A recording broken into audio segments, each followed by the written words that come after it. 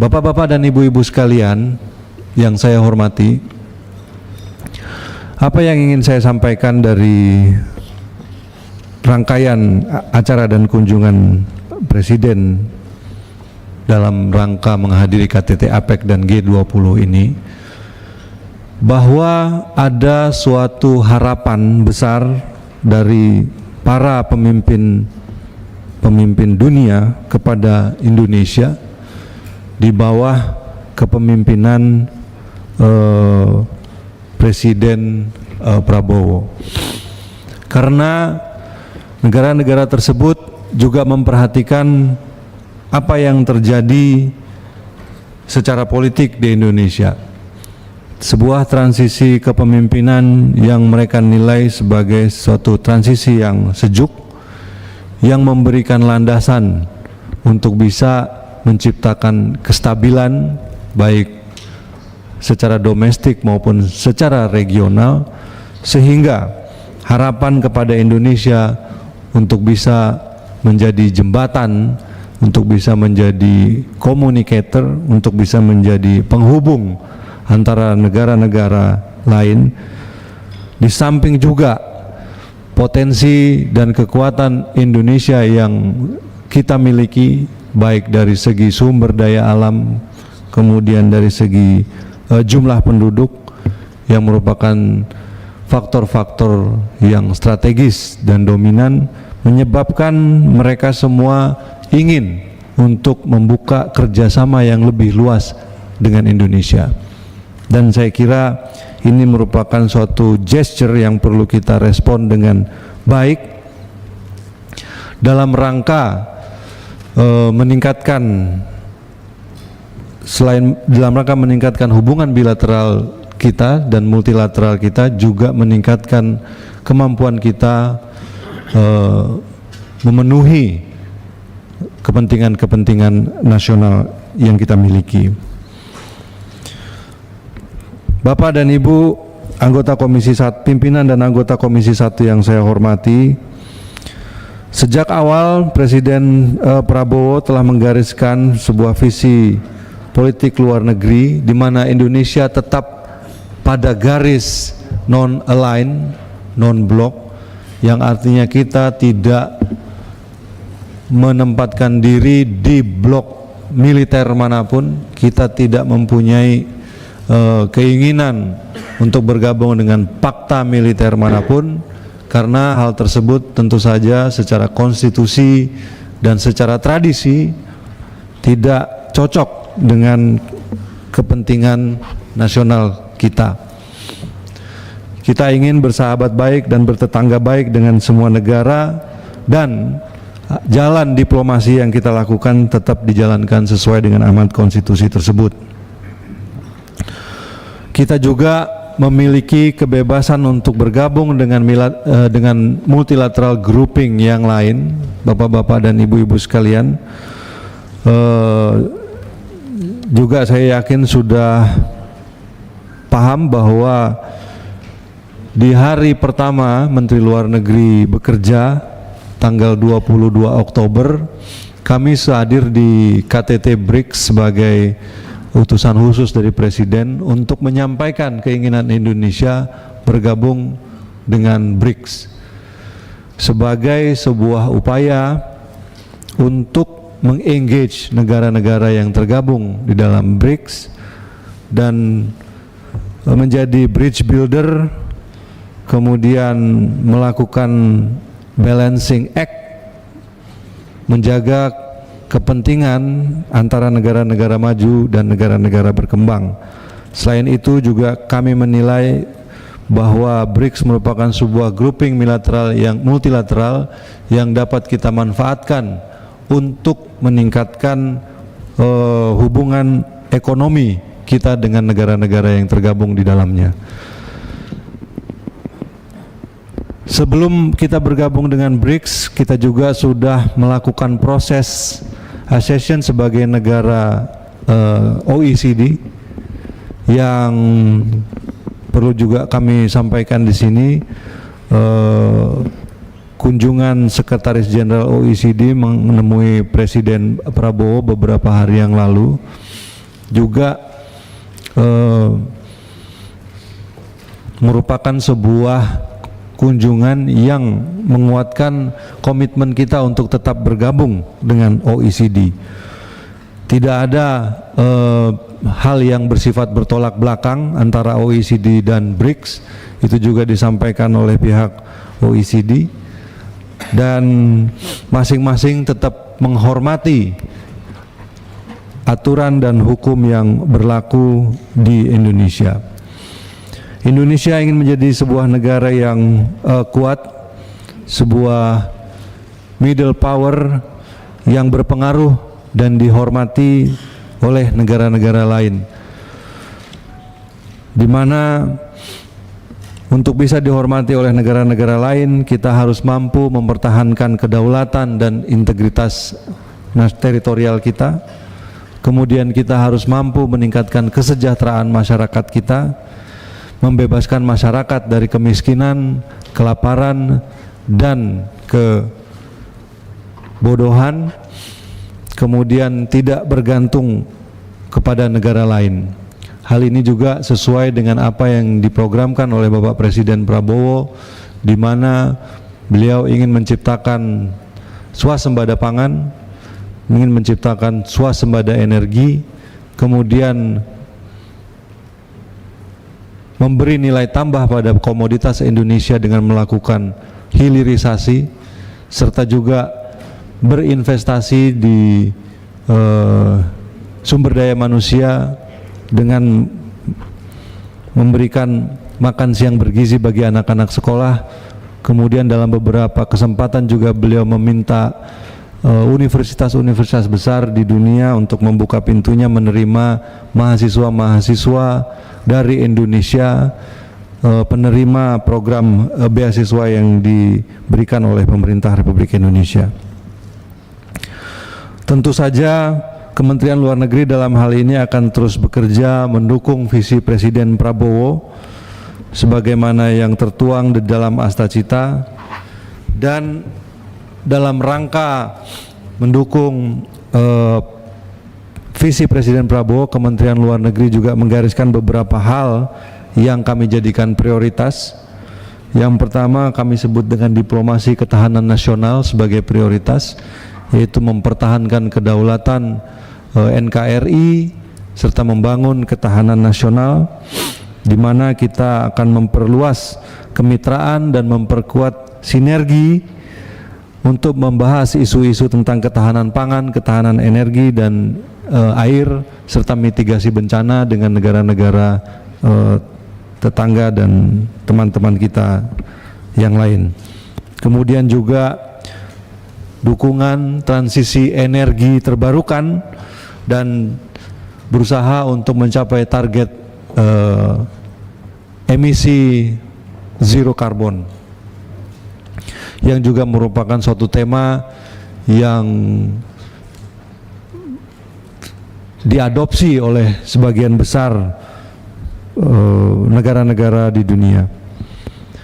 Kemudian kita juga melakukan pendekatan prioritas diplomasi ekonomi yang berdasarkan pada nilai-nilai Pancasila, di mana kita mendorong kemitraan dan tatanan ekonomi global yang berkeadilan, menciptakan suatu perdagangan yang bebas dan adil, kemudian memperluas kemitraan ekonomi di kawasan-kawasan non-tradisional, membuka pasar-pasar baru bagi komoditas-komoditas Indonesia.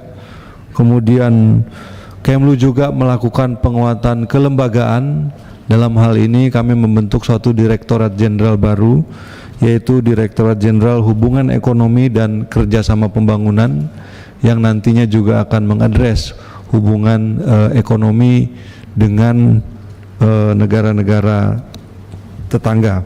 Dalam rangka direktorat ini kami bangun dalam rangka memperkuat koordinasi dan sinkronisasi hubungan ekonomi luar negeri.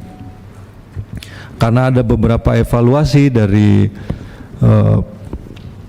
mekanisme dan proses yang terjadi selama ini, yang ujungnya melibatkan Kementerian Luar Negeri. Oleh karena itu kami nilai bahwa Kementerian Luar Negeri juga sebaiknya memahami semua proses ini dari awal, dari depan, sehingga jika ada fasilitasi yang perlu kami lakukan, jika ada perlu bantuan-bantuan yang diberikan, yang perlu diberikan oleh Kementerian Luar Negeri, kita semua sudah aware dari awal.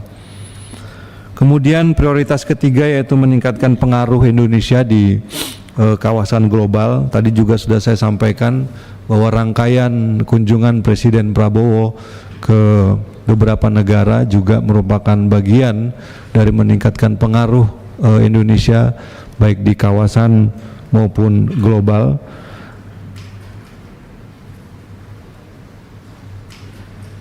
Di mana peran ini juga dapat dijalankan jika sistem multilateral yang ada berjalan dengan baik. Beberapa masukan yang kami dapatkan baik di KTT BRICS, APEC maupun G20, banyak negara yang berpendapat bahwa sistem multilateral yang terjadi, yang ada saat ini sudah tidak lagi fit for purpose karena adanya standar ganda yang dimiliki dan kepatuhan-kepatuhan terhadap hukum-hukum internasional yang dilanggar. Bapak pimpinan, Bapak dan Ibu anggota Komisi 1 yang saya hormati, berkaitan dengan peningkatan pengaruh kawasan ini juga Indonesia akan semakin aktif dan asertif di tataran global, kemudian menggerakkan juga menjadi salah satu penggerak juga untuk reformasi multilateral pada isu-isu peace and security, antara lain reformasi Dewan Keamanan PBB dan reformasi arsitektur keuangan internasional. Kemudian juga memperjuangkan kepentingan nasional dan posisi prinsip kita terutama pada KTT luar biasa OKI Liga Arab di Riyadh yang dihadiri oleh Bapak Wamen Anies Mata selaku Special Envoy dari Presiden. Indonesia juga mendesak kerjasama negara-negara yang tergabung di dalam Global South untuk mendukung kemerdekaan Palestina dan mengakui negara Palestina. Kemudian di kawasan kita juga akan memperkuat komunikasi, kesatuan dan sentralitas ASEAN, di mana pihak-pihak eksternal kita juga perlu tanamkan kesadaran untuk bisa mematuhi aturan main yang ada di ASEAN. Dan pada saat KTT G7 yang baru lalu yang diselenggarakan di Roma, kami juga menyampaikan bagi negara-negara G7 yang belum tergabung dalam traktat kerjasama persahabatan Traktat Persahabatan dan Kerjasama atau Treaty of Amity and Cooperation untuk bisa segera mengaksesi TAC tersebut. Kemudian prioritas keempat yaitu peningkatan pelindungan warga negara Indonesia dan peran diaspora. Tadi juga kita sempat berbincang mengenai masalah ini, di mana semakin hari juga situasinya semakin kompleks, bahwa keselamatan warga negara Indonesia yang ada di luar negeri terus menjadi perhatian dan prioritas pemerintah Republik Indonesia. Dalam hal ini juga Kementerian Luar Negeri. Kemudian kami berpendapat juga perlindungan ini tidak cukup hanya bersifat reaktif, tetapi juga harus antisipatif. Oleh karena itu kita meningkatkan koordinasi dan kerjasama dengan pihak-pihak terkait. Dan menurut hemat kami, Kementerian Luar Negeri juga perlu membangun suatu koridor migrasi yang aman dan terstruktur. Oleh karena itu saya kira kami juga ingin meminta bantuan kepada bapak-bapak dan ibu-ibu anggota pimpinan dan anggota Komisi 1 yang terhormat, karena Bapak dan Ibu berasal dari berbagai dapil di Indonesia. Saya kira perlu juga melakukan suatu sosialisasi kepada konstituen Bapak dan Ibu, khususnya daerah-daerah yang banyak mengirimkan masyarakatnya ke luar negeri untuk bekerja di luar negeri. Saya kira perlu ada suatu edukasi yang dilakukan oleh bapak-bapak dan ibu-ibu sekalian untuk mengurangi potensi-potensi masalah yang mungkin bisa terjadi saat mereka bekerja ataupun berkunjung ke luar negeri. Kemudian Kemlu akan terus melakukan pembangunan sistem pelayanan dan perlindungan warga negara Indonesia yang lebih komprehensif dan strategis dari hulu ke hilir, termasuk penggunaan inovasi-inovasi teknologi, kemudian menggalang potensi dan memberdayakan diaspora dalam rangka mendukung percepatan pembangunan Indonesia. Kemudian prioritas kelima juga yang ingin kami lakukan adalah mengoptimalisasi diplomatic tools dalam rangka memperkuat pengaruh dan posisi Indonesia baik di kawasan maupun di global. Development Aid merupakan sebuah tool yang penting dan strategis dalam rangka meningkatkan nilai tawar tersebut. Kemudian Kemlu menargetkan pemberian bantuan pembangunan yang lebih cepat, yang lebih responsif, fleksibel dan tanggap. Kemudian perlu juga kami sampaikan bahwa pada pertemuan tingkat menteri negara-negara Melanesian Spearhead Group minggu lalu di Vanuatu yang dihadiri oleh Pak Wamentata, bahwa Indonesia kembali menegaskan bahwa pemerintah Republik Indonesia menaruh perhatian besar bagi penguatan kerjasama dengan negara-negara Melanesia tersebut, seperti juga sudah disampaikan langsung oleh Bapak Presiden kepada kami untuk lebih memperhatikan kelompok negara-negara yang termasuk di MSG ini, yang perwujudannya nanti akan dilakukan dalam bentuk kerjasama pembangunan dan perdagangan. Kemudian dalam kaitannya juga dengan diplomatic tools ini, kami kira kami melakukan penguatan dan pembangunan kapasitas diplomatik, baik sumber daya manusianya maupun sarana dan prasarana yang dimiliki, di mana beberapa hal yang kami catat perlu dilakukan dan pertimbangkan adalah sistem pendidikan bagi para diplomat akan kami tinjau kembali untuk disesuaikan sehingga relevansinya sesuai dengan megatrend dunia pada saat ini. Kemudian sistem komunikasi diplomatik akan di-upgrade ke sistem yang lebih tanggap, real time dan aman dari serangan pihak luar. Kemudian tentu saja kelayakan hidup pegawai Kemlu juga akan menjadi perhatian kami. Saya mengucapkan terima kasih atas dukungan DPR RI, khususnya Komisi 1 dalam hal ini, bagi kenaikan ADTLN yang sudah disahkan pada masa sidang yang lalu lewat Perpres 84 2024. Kemudian kami juga mohon dukungan dari para pimpinan, Bapak dan Ibu anggota Komisi 1 yang kami hormati, untuk meningkatkan kesejahteraan pegawai Kemlu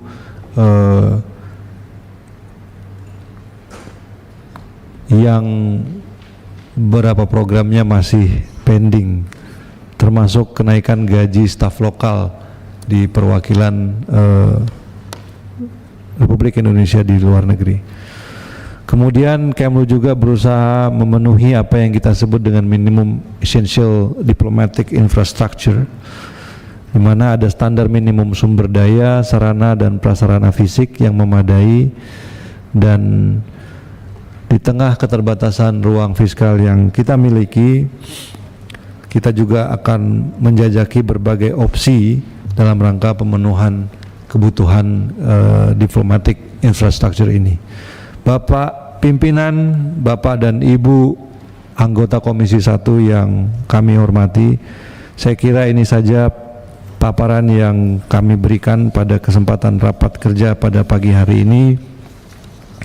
Selanjutnya kami mohon masukan, arahan dan bimbingan dari bapak-bapak dan ibu-ibu anggota Komisi 1 yang terhormat dalam rangka menjalankan tugas, sehingga apa yang sama-sama kita citakan lewat Kementerian Luar Negeri ini bisa berjalan dengan baik. Terima kasih.